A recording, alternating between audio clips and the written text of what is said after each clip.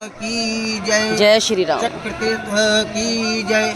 जय श्री राम। ये देखिए, जो ये आप चक्र देख रहे हैं, ये 4 युग हुए हैं। सतयुग, त्रेता, द्वापर और कलयुग। जब कलिकाल का आगमन होने वाला था तो ऋषियों ने सोचा कि कलिकाल में पापाचार, दुराचार, अनाचार ये अत्यधिक बढ़ जाएंगे।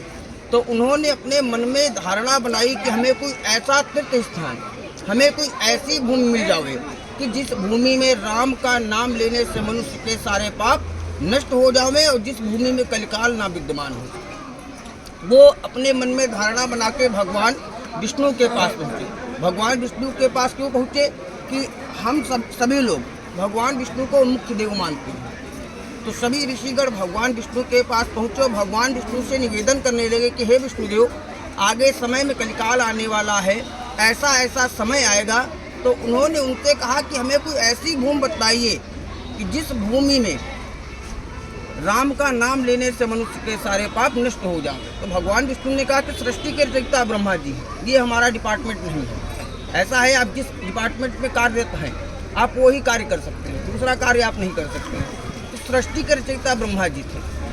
तो भगवान विष्णु ने जो है ऋषियों को आदेश दिया कि आप भगवान ब्रह्म के पास जाइए, उनसे निवेदन कीजिए, वही इस चीज़ का निवारण करेंगे। सभी ऋषिगण भगवान ब्रह्म के पास पहुँचे और भगवान ब्रह्म से निवेदन करने लगे। जब भगवान ब्रह्म से निवेदन करने लगे तो भगवान ब्रह्म के मन से चक्र उत्पन्न हो गया। हम में, वो आप में, सभी में 7 चक्र हैं, लेकिन हम लोगों में जागृत करने की क्षमता नहीं है। क्यों नहीं है? क्योंकि हम लोग कलिकाल में जी रहे हैं। वो भगवान थे, उनके मन से एक चक्र उत्पन्न हुआ और चक्रदेव ने ब्रह्मदेव से कहा कि हे ब्रह्मदेव, आपने हमको क्यों बुलाया है, हमारे लिए क्या आदेश है? तो ब्रह्मदेव ने चक्रदेव को आदेश दिया कि आगे समय में कलिकाल आने वाला है और आप ऐसी पवित्र से भी पवित्र भूमि पे गिरो जाके कि जिस भूमि में कलिकाल विद्यमान न हो सके। भगवान ब्रह्म की आज्ञा पाकर वो चक्र आकाश मार्ग में भ्रमण करता हुआ यहाँ पे एक अष्टकोड़ी हवन कुंड बना हुआ।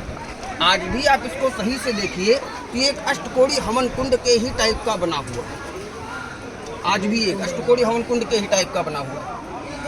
ये एक अष्टकोड़ी हवन कुंड बना हुआ था जहाँ पे माँ ललिता देवी नित्य हवन पूजन करती थी। तो चक्र जो है, जो आकाश मार्ग में भ्रमण करता हुआ जा रहा था, तो जब वो चक्र जो है धुएं से टच हुआ तो जिस प्रकार से चुंबक लोहे को खींच लेता है, उसी प्रकार से उस धुएं ने चक्र को नीचे खींचना आरंभ कर दिया। जितनी वेग से चक्र वो ऊपर जा रहा था उतनी ही वेग से वो जमीन के नीचे धंसने लगा।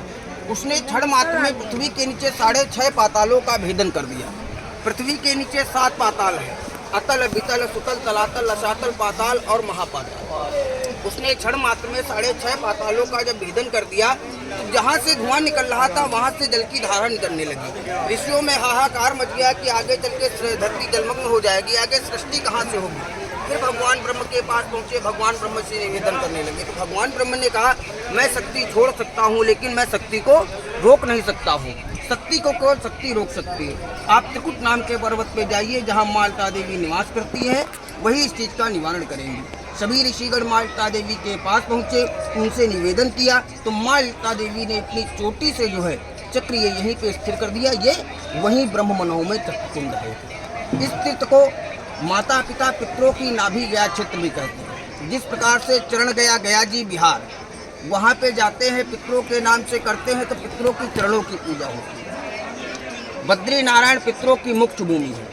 वहाँ पे पितरों के नाम से करने से, पिंड श्राद्ध करने से, तर्पण करने से पितरों को वैकुंठ में निवास मिल जाता है, उनको मोक्ष गति मिल जाती है। ये जो नैमिषारण्य है, ये पितरों की नाभि गया क्षेत्र। यहाँ पे माता पिता पितरों के नाम से पिंड श्राद्ध करने से या पितरों के नाम से तर्पण करने से या पितरों के नाम से संकल्प पूजन करने से पितरों का उदर पूर्ति होता है, पितरों का पेट भरता है, पितरों को यहाँ से भोजन प्राप्त होता है। जो घर पे आप सत्यनारायण व्रत कथा सुनते हैं जिसमें प्रथम श्लोक आता है, एकदा नैमिषारण्य ऋषियों शौनकादयः प्रतपस्यो सर्वे सूतम पौराणिकम खलु। सूत जी ने सत्यनारायण व्रत कथा यहीं पे लिखी और 88,000 ऋषियों को श्रवण कराई। तो ये नैमिषारण्य धाम जो है, ये सत्यनारायण व्रत कथा की उद्गम भूमि भी है। इस नैमिषारण्य भूमि में सत्यनारायण व्रत कथा सुनने से जो है मनोवांछित फलों की प्राप्ति होती है, धन धान्य में वृद्धि होती है, बच्चों को विद्या बुद्धि प्रदान होती है।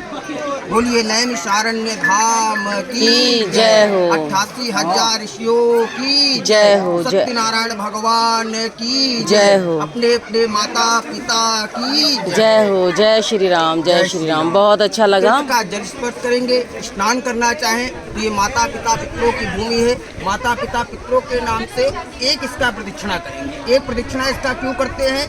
परिक्रमा का भी विधान होता है। जैसे शंकर जी का अर्ध परिक्रमा होता है, विष्णु जी के 4 होते हैं, उसी प्रकार से एको ब्रह्म द्वितीयो नास्ति। ब्रह्म का एक ही प्रदक्षिणा है, शास्त्रोक्त ब्रह्म का एक ही प्रदक्षिणा है। और आप अपने मन के भाव से चाहे 11 करिए चाहे 21 करिए, ये आपके मन का भाव है। ये जल में ही परिक्रमा जल के होगी ना? अंदर, जल के अंदर परिक्रमा होती है। हाँ। एक परिक्रमा करने का विधान है, विधान के अनुसार है।